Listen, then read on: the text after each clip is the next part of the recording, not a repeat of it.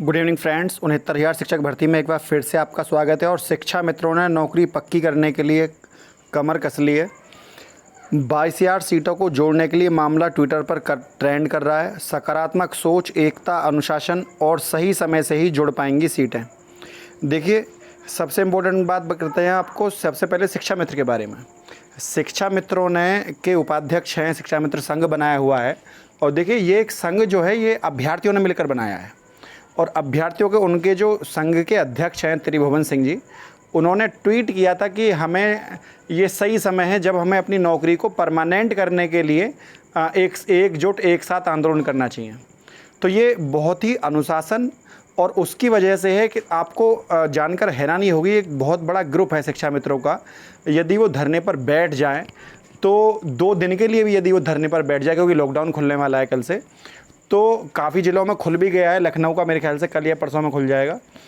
तो सबसे इम्पोर्टेंट ये है कि यदि अभ्यर्थी एकजुट होते हैं तो उनकी हर बात मान्य होती है, लेकिन एकजुटता ना हो तो कोई भी बात नहीं मानी जाती। ऐसे ही कभी पहले बैठे थे शिक्षा मित्रों को, उनको बाद में फिर कोर्ट में भी गए, माननीय न्यायालय से उन्हें कुछ फ़ायदा भी मिला, उनकी बीच में सैलरी को भी बढ़ाया गया। तो ये सब काम उन्होंने अपने अनुशासन से, एकता से और सकारात्मक सोच की वजह से करे हैं। तो हमेशा पॉजिटिव थिंकिंग को रखिए, आपके सामने जीता जागता उदाहरण है, ठीक है। और 22,000 सीटों को जोड़ने के लिए भी अभ्यर्थी दिन रात जुड़ते जा रहे हैं। काफ़ी अभ्यर्थी जुड़ चुके हैं। खुद हमारे ग्रुपों में भी काफ़ी अभ्यर्थी जुड़े हुए हैं। और इम्पोर्टेंट ये नहीं है कि जो केवल ग्रुप में जुड़े हुए हैं वही जुड़े हुए हैं, ऐसा नहीं है बिल्कुल भी।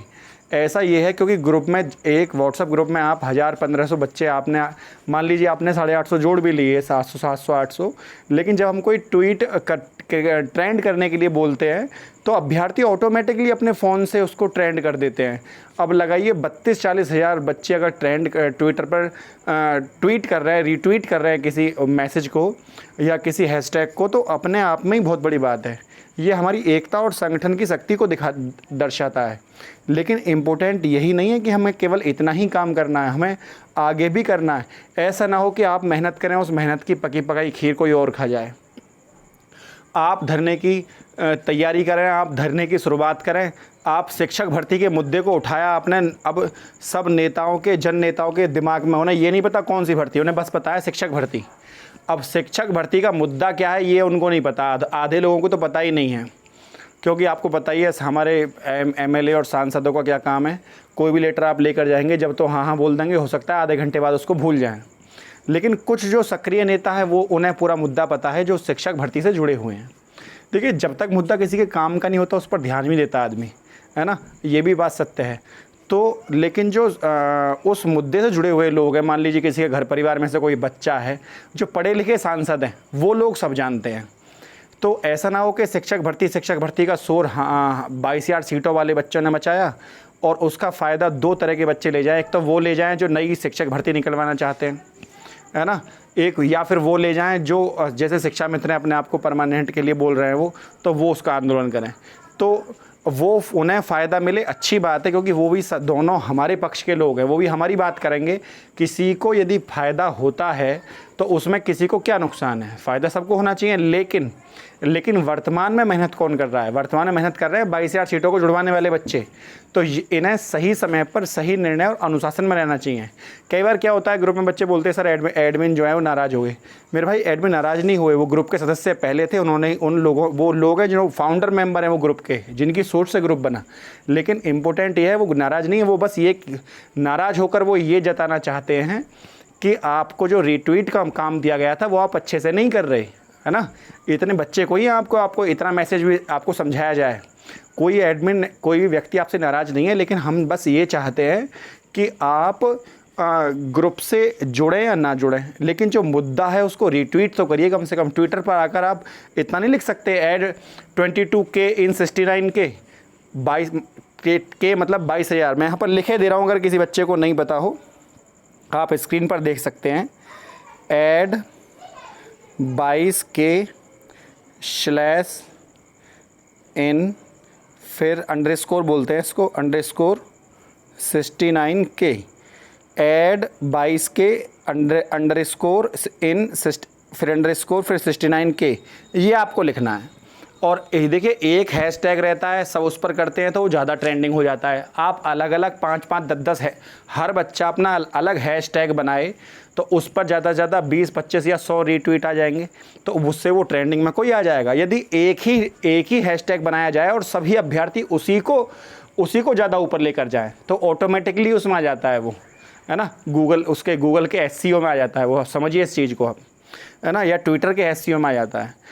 तो ये चीज़ें समझने वाली हैं। आपको एक ही उसको मुद्दे को रखना है और उसी को ऊपर लेकर जाना है, उद्देश्य से कभी ना भटकिए।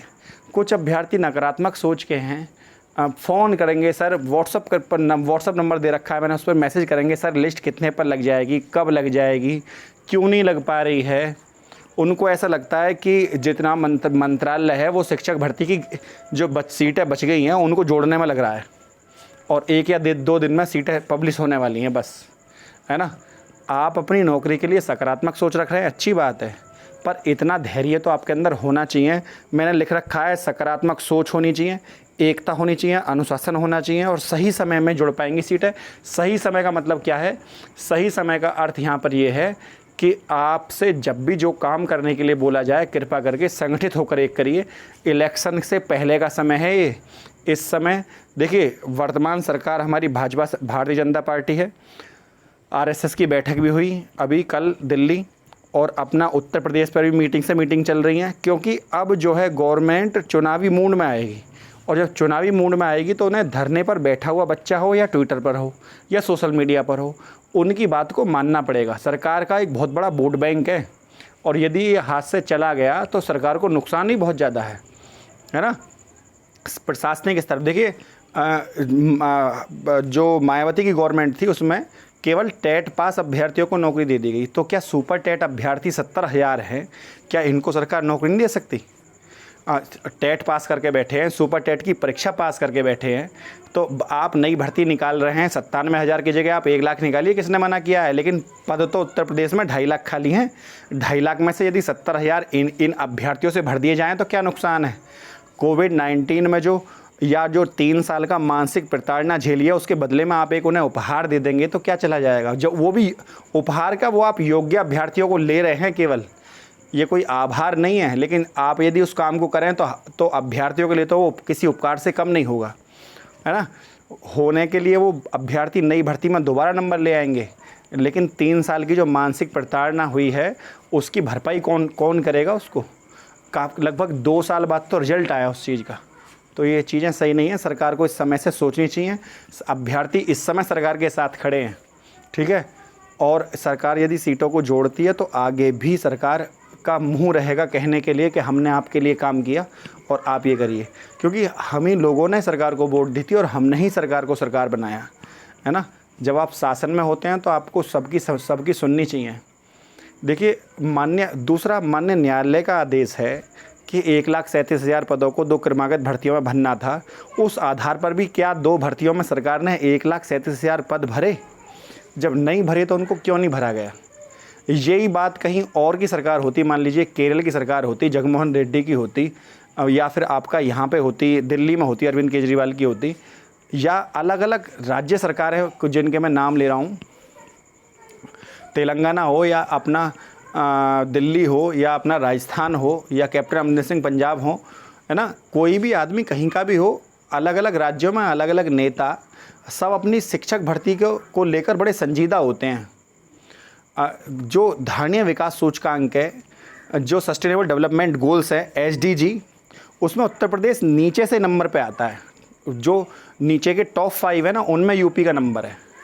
तो ये बहुत बुरा हाल है। सबसे नीचे जैसे बिहार है उसके ऊपर यूपी है।